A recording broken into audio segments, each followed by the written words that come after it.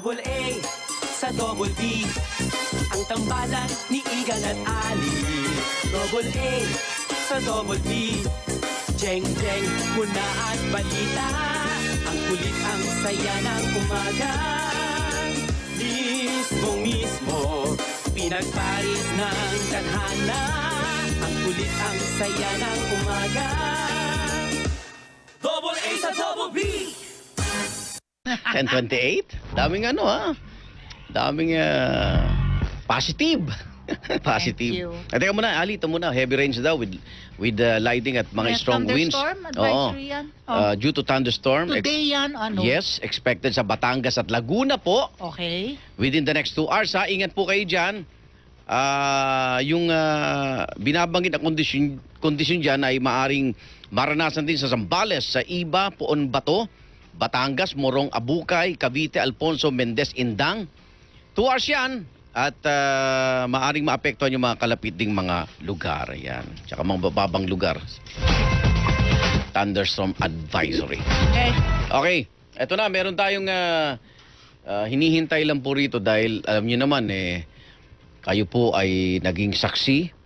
Kayo mismo ay nakaranas na pwedeng maulit, pwedeng hindi pala tayo ganun kahanda, no? Oo. Pag ganung mga sitwasyon ng pagsadsad ng isang eroplano at masarhan yung isang runway. Ngayon po ay nagtuturuan, hindi raw, sabi ng MIA, itong mga airlines kasi hindi sinabi yung totoo sa mga pasahero. Merong mga Mga ganun. merong mga naunang naglanding na eroplano on the same runway. Yes. Na wala naman daw binabanggit na matubig, no? Oo.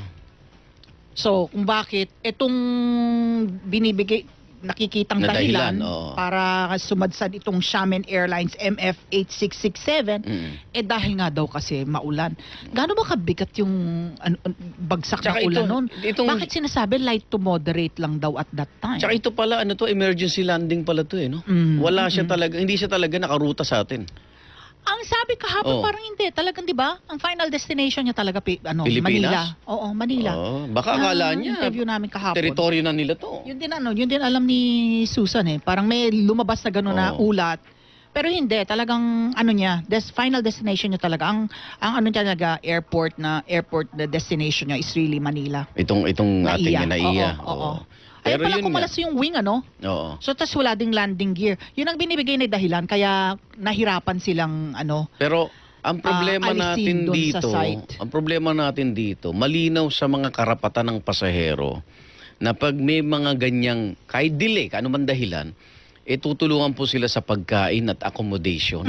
Dapat nga idadali mo sila sa hotel Air passenger bill of rights. Yes, andun ang linaw po. Pero parang lahat ito ay nalabag nung ilang araw silang nanatili sa loob mismo ng ating airport. Hindi kaya sila nagpapakiramdaman na yung, alam mo yon, may nangyari na ganyan, untoward incident na ganyan, pero tinatansya pa nila yung how long it's going. Kasi merong binibigay din na number of hours, di ba, bago obligado na bigyan mo ng tubig, Oo. ng pagkain, ng bigyan mo ng hotel accommodations. Merong mga, hindi siya yung outright binibigay.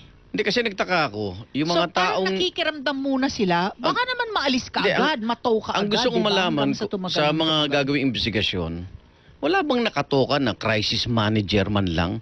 Kasi ang sinasabi ng MIA, dapat daw yung mga airlines ang nagpaliwanag sa pasahero nila. Pero sila yung nandun sa airport Dapat MIA din daw, may isang Kasi ang naghahanap ang tao ng sagot sa mga tanong, wala silang nakuha sagot Hindi ba may yung public address system? Wala Wala talaga Tapos yun nga yung tinanong natin kay GM Edmond Real. Kasi Oo. merong lumabas sa ulat na patay yung mga monitors sa airport na yung kahit papano, di ba, nakalista yung mga flights, yung status ng flight. Oo. Diba kung talagang totally canceled na yung flight, bakit nandun pa yung mga pasahero? Ang common na reklamo kasi, una, walang mabila ng pagkain. Oo. Hindi, meron, pero Diba? mahal. Mahal nga. Magkano ang bottled water doon? Magkano ang Pero hindi mo, sandwich? sa karapatan mo, hindi mo kailangan bumili. Kailangan mag-provide sila. Oy, teka, may bisita na tayo at maaaring malaman natin ano pa yung mga itatanong nila. Tunay na pambayan, walang personalan. So, sa September 5, magkakaroon ng congressional probe. Ito sa lower house, magpapatawag ng investigasyon. At nasa ng linya hearing. natin, ang chairperson ng House Committee on Transportation. Yes. Yan, Congressman Cesar Sarmiento ng Uy, Catanduanes. Ba, Tagalugan Oy, ko pa. kabayan. Oo, mga Aldea. Magandang umaga Good po. morning, Kong. Singaking Aldea. Oo nga. Greetings from Catanduanes po. Salamat po. Arnold and Ali. Opo. Magandang umaga po. Mag-imbita naman kayo sa inyo. Ay, hindi pa ako alam mo, hindi Ay, pa ako na- nakakapunta. Nag-iimbita yan si Kong. Talaga? Oo. Iimbitahin ko po kayo. Nandito po ako ngayon sa Catanduanes. Nag-iikot po tayo dahil may 10-day break tayo. Pero yung nangyari yan, naatasan po na natin ang staff natin na magpadala ng notice para sa September 5 investigation. Kung anong unang-una mong nakitang medyo mali sa nangyari dito sa paliparan natin? Mga 3 days nagtagal din ito no? Well, una po, yung aksidenteng yan, bihira po mangyari yan, pero nangyayari. Apo. Kaya kung halimbawa mangyari yan, dapat po ang airport authorities ay may immediate ang response, may dagli ang aksyon para naman hindi maging sanhi ng pagharang ng mga incoming and outgoing flights, no? So nakita po na sa kawalan po ng equipment natagalan ang pagtanggal doon sa Xiamen Airline na sumadsad na napunta sa putikang lugar, kaya natagalan at nagdulot po ng pag-abala sa in and out of NAIA International Airport. Okay, dahil nga sa sitwasyon na tayo talagang daanan tayo ng typhoon and all that, no? It's really not a question of if it will happen. It's a question of when it's going to happen next. Yes, hindi yes, ba? yes. Mangyayari It will surely happen, but we don't know when. So, ito ay congressional probe in aid of legislation. What are you looking at, Congressman? Well, number one muna, very evident po na we will ask the airport authorities to procure a very equipment like this, no, to extract yung nakaabala. Now, kasi marami pong naabala, nagkaroon ng aberya at perwisyo sa mga tao at lalong-lalo na po sa ating ekonomiya, even sa image natin. Opo. So, kung medyo may kamahalan ito, ay talagang mag-invest sila. Parang yun, ito, sa laki ng eroplano, parang malaking crane din yung kinakailangan to lift yung body ng airplane, no? Yun yata ang nangyari. Dahil sira daw yung landing gear, so hindi mo basta-basta matutow.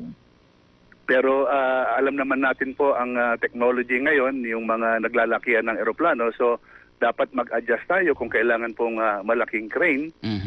Dapat yun ang gamitin natin. Hindi naman pwede tayong tumawag sa MMDA para ito yung eroplano yun. 5 So minutes you're na. looking More than at- 5 minutes na. Kailangan bumili. You're looking at that. Kailangan pong bumili, may sariling pondo ang MIA. Kung hindi nila kaya, ay pwede nilang kausapin ang parent Ang ginawa yata, department, ang rumenta, Department of Transportation. Rumenta yata Kong, no? Ang Naghanap ginawa. siguro Oo. ng Pero- available. Nagrenta po, Nagrenta, nag-outsource po. Kung gusto ko lang malaman, no? Kasi ang isa sa ikinainit ng ulo ng mga pasahero, yung tagal pa, hindi nila alam na may sumadsad na eroplano Nag-aabang sila, ba't na-delay? Yung dissemination siguro ng information. Gaano dun sa mga katagal? Kasi pasahero. kunyari ako, nandun at nalaman ko may sumadsad na eroplano, Uwi ka na. maunawaan ko pa Oh. Kesa yung parang, ano nangyayari? Walang sagot na malinaw daw sa mga pasahero Normally po sa mga sitwasyon na ganyan, may tinatawag na contingency plan, kung ano ang protocol, kung ano ang dapat gawin. Well, siguro po dahil kauna-unahan na nangyari ito, nabigla, hindi napaghandaan, nag-cascade po at humantong sa napakalaking problema that created confusion, chaos, and pwede nating masabing disaster calamity yan So alam naman natin, pag may natural Fiasco. calamity, pag bagyo, may handa kaagad, may preposition na pagkain para pag may mga ginutom, may kuminsan ang calamity nangyayari this oras ng sa panahon. Kaya dapat laging handa. So similarly dito sa narinig ko sa inyo na maraming nagutom at parang Tama. walang naibigay ang airline companies, pero pwede kong sabihin po kabayan Arnold, kaibigang Ali, na sa airline passenger bill of rights, ang nakalagay doon in case of fortuitous event, accident, not the fault of the airline company, medyo walang sala sila. But because itong mga stranded and affected passengers ay kanilang mga customer, no, valued customer, ay sana po yung in line with their corporate social responsibility, kitang-kita naman po ang sitwasyon nila, ay gumawa na ng hakbang para maibsan ang hirap ng ating mga pasahero. Kahapon, nakausap din namin yung mga executives po, yung mga parang public information officers, both of PAL and Cebu Pacific. So ano naman, hindi naman daw sila nagkulang in sending via text messages, via email, di ba hinihingan tayo ng ganong coordinates kapag tayo ay nagbubook ng flight nila. Pinaalam ka agad nila na canceled yung flight. Diba? So ano naman kasi din yung protocol when a flight is canceled, that's yung mga warm bodies, yung mga pasahero, andun pa rin sa airport because kahit na canceled yung flight, nagpapalabas sila ng, let's say, nasa airport ka for a 10 o'clock flight going to Hong Kong, for example, nandun ka ng alas 7, 3 hours before the flight, di ba? Yes, tama so yun. instead of being totally canceled and uwi na kayo and we'll let you know, you can rebook, hindi, risked ng 10. Yung 10 o'clock, rescheduled for 12, rescheduled for 8. Tama. Finally, sumakay ng eroplano, alas 8 ng gabi, umalis ng close to midnight. Yung mga ganun ba yung mga nangyari sa ating mga pasahero? Siguro yung ganun, titingnan din po natin kasi yun yung directly affecting yung ating riding public. Totoo po yun. Kaya ito pong nangyari, it was a costly accident, no? But may pagkakapulutan po tayo ng lesson. So we have to probably revisit yung procedure in anticipation po na similar incident like this, no? Nagkumbaga, nag-cascade po eh. Hindi naman inaasahan ng mga airline companies. If you will recall, sometime 3 or 4 years ago, nagka-problema din noon eh, yung Cebu Pacific fiasco na during yung Christmas vacation, kulang sila ng tao sa mga counter dahil pinabakasyon nila. Now, because of that accident, nag-impose tayo ng penalty sa Cebu Pacific. Then later on, they were able to make some adjustment, no? At hindi na naulit yun, except ito pong sa sitwasyon ngayon. Naalala ko noon, nung nakatira pa ako sa Parañaque, there was an incident na may buntot ng eroplano sa South Superhighway. Do you remember that? Lumagpas, oo. Pero hindi naka-apekto sa runway yun kasi napuntan ng SLEX. Oo nga diba? Lumagpas naman yun. Could this have been prevented? Hello? Kong? Yes, Kong, could this have been prevented? Sa tingin Kasi hindi niyo? lang ito yung first time yatang overshoot. May mga 2 kaso ang alam ko na-cover ko dyan eh. Na nag-overshoot na rin, Kong. Well, ang gagawin po natin, by this time, they're conducting an investigation kung anong punot-dulot ng aksidente. So we will wait for the outcome of the investigation, look into that, and look into the possible liability of Xiamen Airline. Kung aalamin niyo ba, kunyari, ito nga yung nag-overshoot, talaga bang sarado lahat ng runway o pwedeng makalapag din yung iba sa ibang dalawa lang ang runway natin. O di may isa. Yung isa ang domestic, maging problema, isa international. Ang configuration po ng airline natin is intersecting runway. Parang letter yung T runway ba? Parang letter T ba? Runway 64, runway 1331. Okay. Oo. So medyo yung physical nasakop. Yung design medyo may problema kaya ang ibang although sa ibang airport may single runway, yung iba may parallel, may 2 runways. Yung sa Clark daw na divert, hindi na kaya? Again, hindi naman po in-anticipate na ganun karaming volume. Siguro kung iilan lang naman, ma-accommodate yun. Okay. But because unanticipated, too large to handle, so hindi rin. Iba, papunta doon tapos dinivert sa ibang airport. Ayun. Meron, narinig nyo na ba yung na-posted online yung conversation between yung tower, yung control, at saka yung, sa yung air traffic controller? Oo, yung piloto ng Xiamen Airlines. Ito ba, dapat sinasa publiko ito? Dapat pang lumabas ka agad yan pending the investigation? Siguro we will have to wait for the outcome of the investigation. Baka it might produce several interpretation and then cause confusion among us. Because I would think that's something na hindi dapat muna nilileak eh. Yeah. Dahil iniimbestigahan pa, nagkakaroon tuloy yung publiko ng ng parang advanced conclusion, no? Yeah, make into conclusion Oo. na kung tutusin may mga technical considerations. So Right. siguro hintayin muna natin yung outcome ng investigation. Doon ba sa rights ng passenger, pag budget may pagkain ka pa rin? Kasi yung iba parang Well, alaga lang daw yung nasa business class eh. Pag economy, Hindi. dapat hindi. Ano?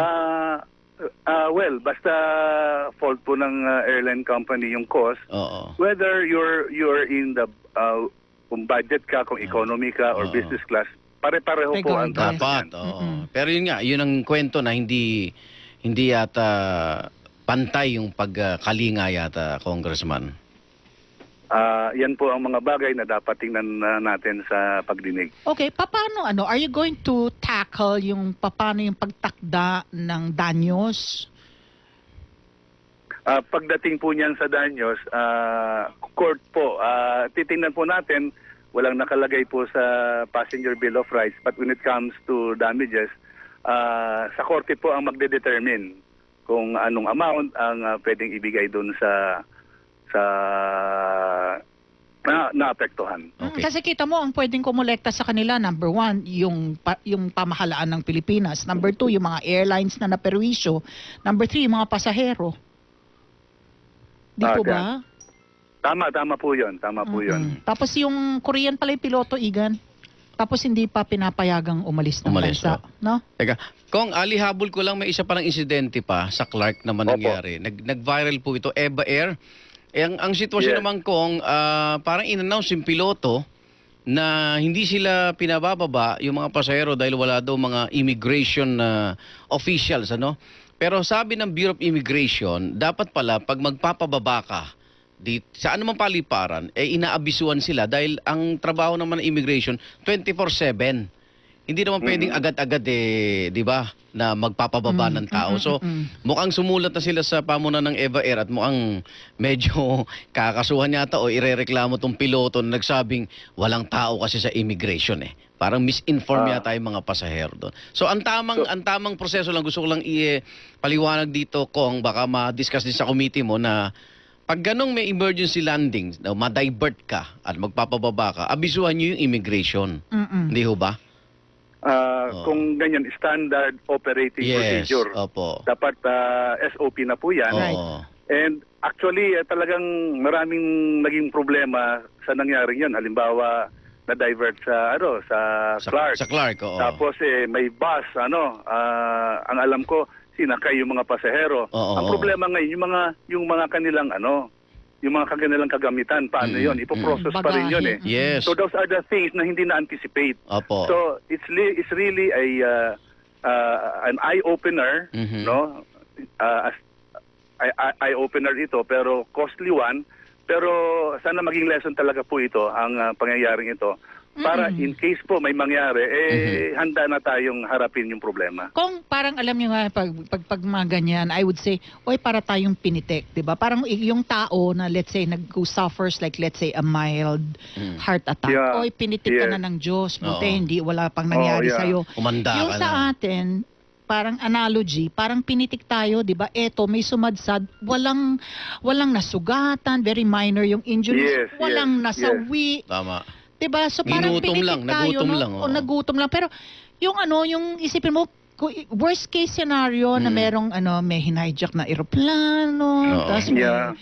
O terrorist attack, may sinamantala. terrorist Oo. attack, diba? So, eto, pitik ito, pare talagang yung tama kayo we should anticipate Yes. every scenario, no? Oo. Maring Alam mo, mangyari. napapanon to kasi kung nakita natin yung mga weather disturbance, August pa lang, tatlo yung mga LPA Oo. na sunod-sunod na naaapektuhan din yung paliparan natin. Talagang marami rin ng, di ba, nagkakansela due to weather situation. Yes. Na-anticipate yung mga ganong sitwasyon. In advance. In advance. In advance. Okay. Pero tayo naman sanay tayo sa calamity, no? Mayon volcano eruption, mga bagyo, dahil sa dalas nating nararanasan yan, Oo. alam na natin kung paano mag-respond, no?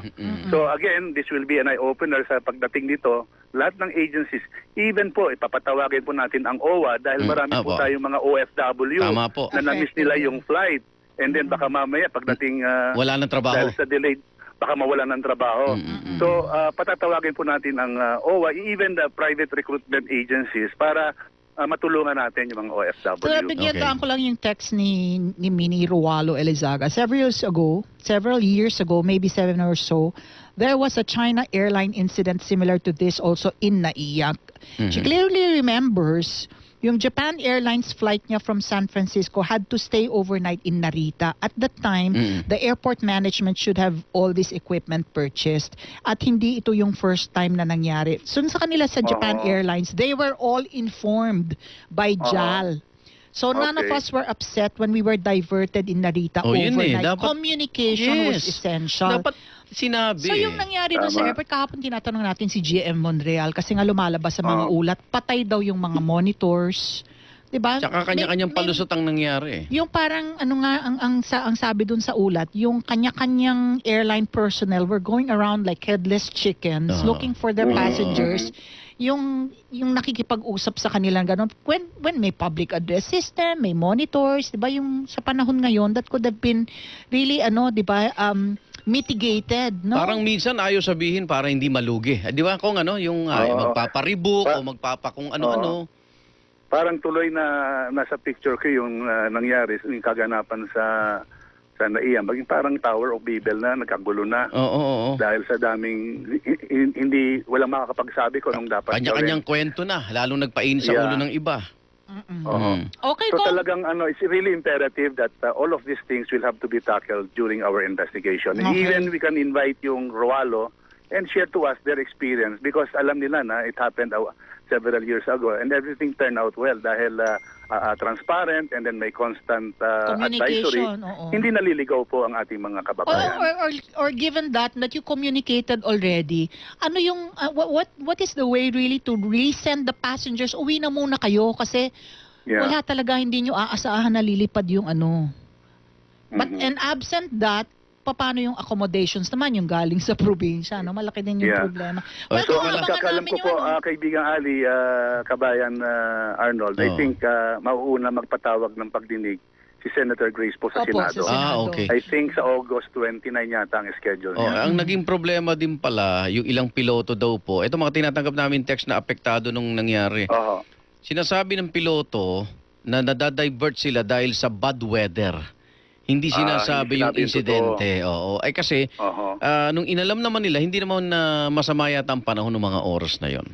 Anyway, pero may mga Well, sa totoo pag-ulan lang ang alam po, ko. Kaibigang Arnold, Oo. nandun po ko sa araw na yon kasi nangyari yata Thursday night. The following day, pauwi ako ng Catanduanes and it took us 1 hour inside, no? Fortunate naman na nakalipad kami but we were never informed kung bakit 1 oras kami sa loob ng eroplano bago mag-take off. So siguro, I don't know kung anong kinakatakutan nila kung sasabihin nila ang totoo. Okay, yun ang masakit. Pag nagtakip ka, lalong lumalaki yung problema, no? Oo. Okay, Kong. Thank you, ingat ka dyan. At nasa state of calamity ba ang Birak? Ay ano po, ganito yun. Pag habagat, pag maulan po dyan sa Manila, dito naman mainit. Opposite po. Oo. Kailangan na namin ng Water shortage daw? May tubig water ulan dito. shortage? Aba, Sa water Birak shortage. po, Sa Birak. nagkakaroon ng water shortage dahil sa kawalan ng ulan dito sa probinsya ng Catanduanes. Sige, Sana tulong-tulong daw tayo yung sa mga pagdasal. politiko nakampanya na doon sa mga pila. Saan nakapila? Nagpamigay na ng mga noodles na may mga pagmumukha nila. well, kung tutusin nyo, pwede nyo i-liken yung nangyari as parang calamity, parang nasunugan, maraming Opo. naapektuhan. Totoo. So dapat ready ka agad, magpakain, para naman maayusan yung problema. Tsaka sana kung kababayan lang natin, may mga dayuhan po. Naku, pag uwi sa bansa nila, iba kwento nun.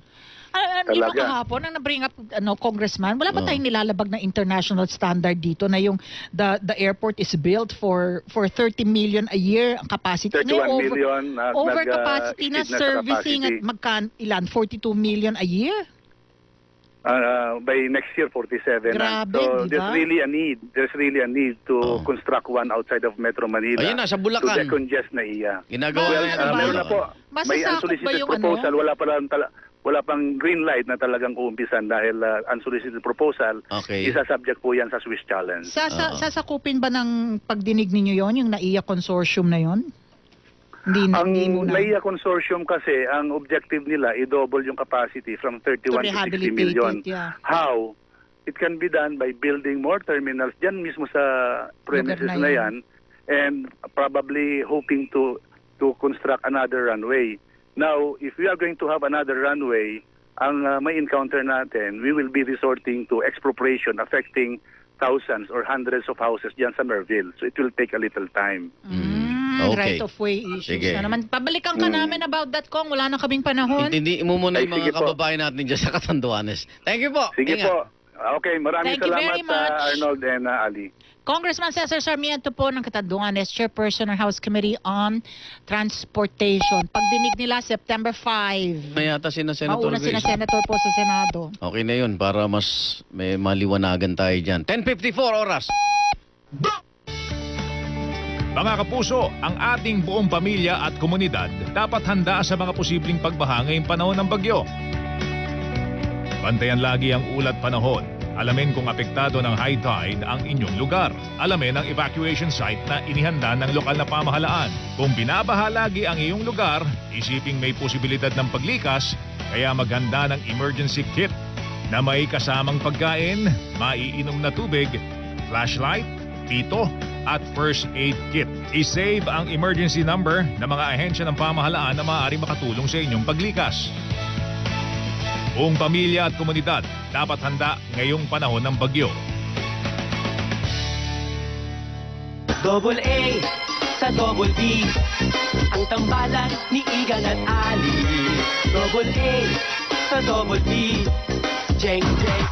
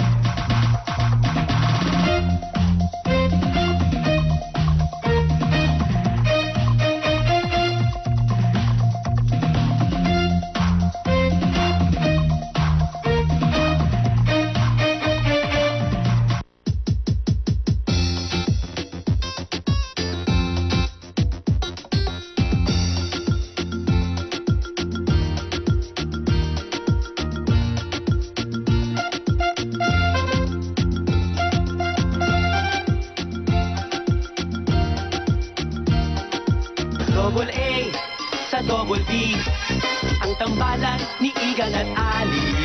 Double A Sa Double B! Double A. Bakit? Wala, patok Sinanibang ka? Patok Sino yan? yung si Casio, patok yung boy George Estregan.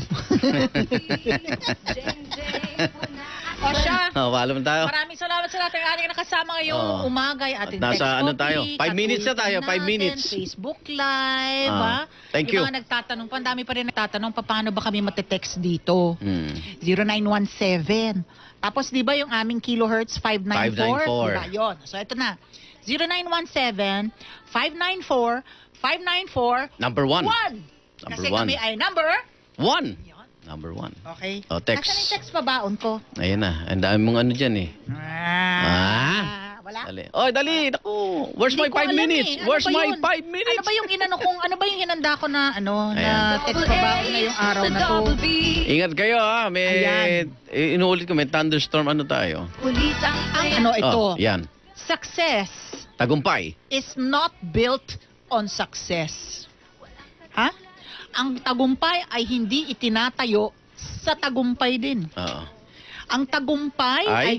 it's built on failure. Ay, tama. It's built on frustration. Pagkabigo. Sometimes it's built on catastrophe. Naku, Shamin Air. Yan, kita mo? So minsan talaga kapag Magtatagumpay tayo dahil sa mga ganyan.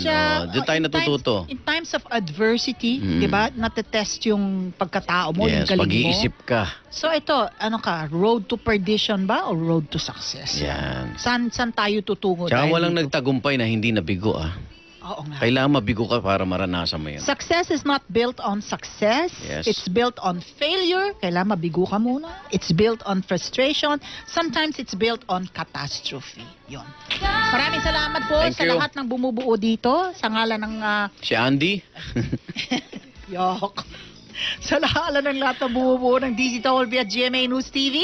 Double A sa Double B, pansamantalang nagpapaalam. Lagi namin paalala sa inyo kahit ano pang sabi nga ni Father Jerry Orbos, kausap ko kamusta ka kagabi. na? Oh. My beloved friend, sabi niya, kung kayo may pinagdadaanan ngayon, daanan nyo lang. Huwag yung tambayan. Always remember, don't ever forget, God is so good. All the time. All the time. Thank you, Lord. Diyos to go na po. God Makaigan. bless the Philippines. Lord. Tapos mamaya si Susan at Lal. Ayan, naku si Susan. Susan is here. Saya ng umaga. Oh. Susan is here. Si Susan may pakain, birthday ng nanay niya at ni Meron? Kay. Meron ba? Bukas na lang. Oh. Nabigla siya. May binigay na cactus si Katie. Double A sa Double B, ang tambalan ni Igan at Ali. Double A sa Double B, Jeng Jeng, muna at balita. Ang kulit, ang saya ng umaga. Mismo, pinagparis ng tadhana. Ang kulit, ang saya ng umaga. Double A sa Double B.